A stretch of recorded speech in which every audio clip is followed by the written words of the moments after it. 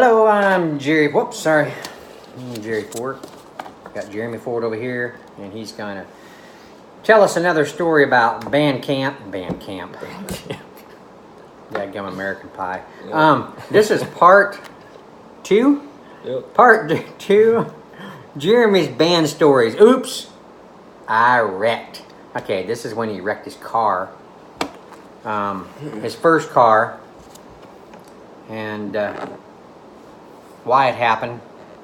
Okay, Jeremy, what time was it in the morning you were heading off to school? It was probably around 6 o'clock in the morning. That's too early. For a high school kid, yeah, it was too early. This was around, I think it was senior year, 12th grade. Marching band. Marching band started at, we had to be on the field at 7 o'clock, sharp. If we weren't, we had to run laps around the track. A couple laps. Screw that. Yeah, marching band was a grueling time. But anyways, so one morning, I probably didn't sleep that good the night before. I was tired. Haven't been driving that for that long. Recently got my license, started driving myself to school. But I'm not a morning person, so I usually got up around 5 o'clock to make sure I'd be able to get up. So probably leave around 6:30, so I could be there in time to be out in the field.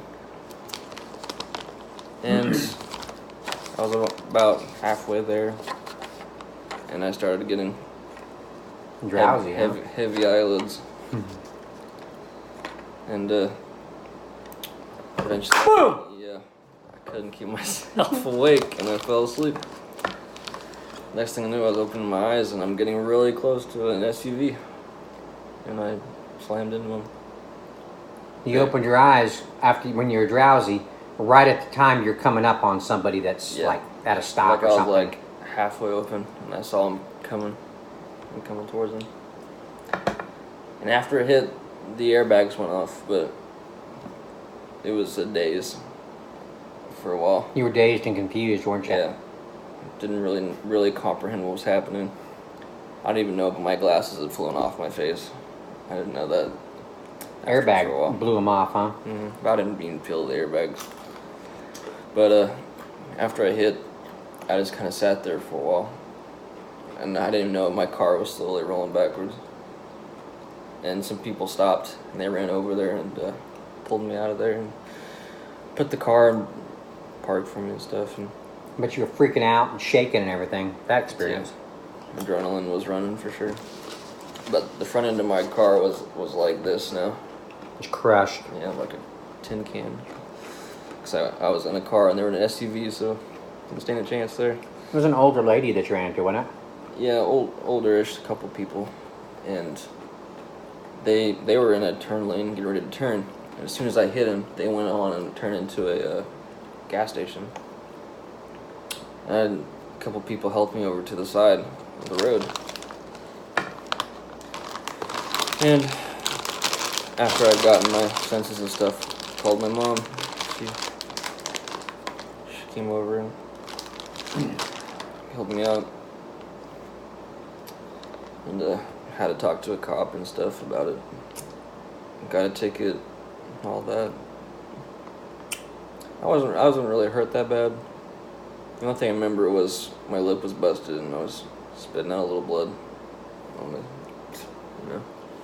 But I didn't really feel, I was sore, but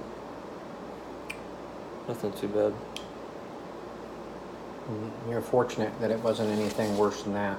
Yeah. If it was a head-on, then there'd be a whole different story. Yeah. So. Yeah, they asked me if I wanted to go to the hospital or anything, but it's like, I don't really feel that bad. Nothing was wrong. But apparently, the people in the other car, somebody decided to go to the hospital. So I felt really bad that I put somebody in the hospital.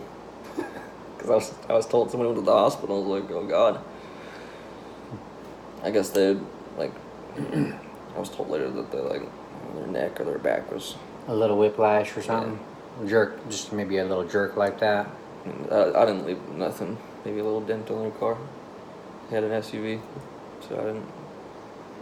I may have been going 30 miles an hour, 40 miles an hour when I hit him in the back. But my car was totaled. It was done. There you go. It's quite an experience. Yeah, for somebody that's young and not experienced in driving, and it happens when you're drowsy like that. It's probably a better thing that I was drowsy, looking back. Because if I was coherent, I probably would have tensed up, made it worse. It's a good possibility. So that I was relaxed. I think it probably helped. Mm-hmm. But marching band, man, they put it to you. I mean, like they're training soldiers or something, you know? They're just so, well, at least his situation, that's how they were. I mean, the workouts were hot and humid in the morning. You didn't have to wear full uniform or anything, did you? In the mornings, it was just t-shirt and shorts. White shirt and shorts. Yeah. But even still, they made him do, like, some kind of push-ups or something on the tar. And the ground was hot. Before school starts, we do a camp type thing to train new kids for marching band. We would do it in the parking lot because I guess the football field was closed. On the asphalt, in August, in Oklahoma, we get to about over 100. And we do push-ups on the asphalt in 100-degree weather with nothing to protect our hands. So, not me. Not me, man. yeah, that was something. And they had thin. Well, they gave you thin white gloves, didn't they? To use. We had. Well, for our full uniforms, we had a pair of black for one arm and white for another arm. So we'd have extra practice gloves we could use, but they were thin cloth gloves. They didn't protect from that for sure. No way. It'd be like putting your hand with one of those onto a hot skillet. I mean, what's the difference? You know, it's like. And they didn't give the impression they were sympathetic about it. So that was a big reoccurrence with them. Is a lack of sympathy for us.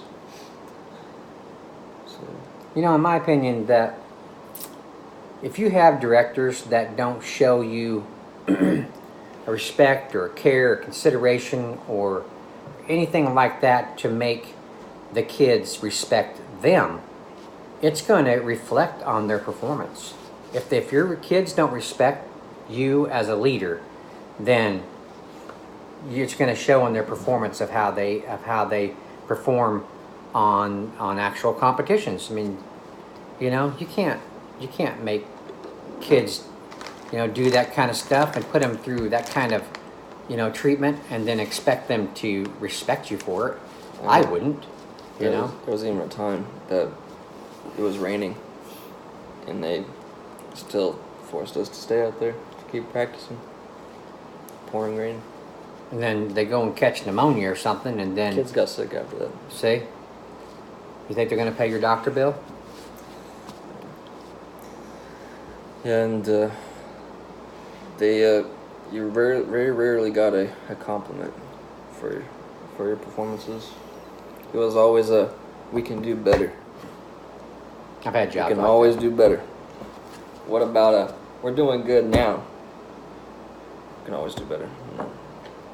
And when you get that after working your butt off for 8 hours a day, you lose a sense of motivation after a while. Mm-hmm.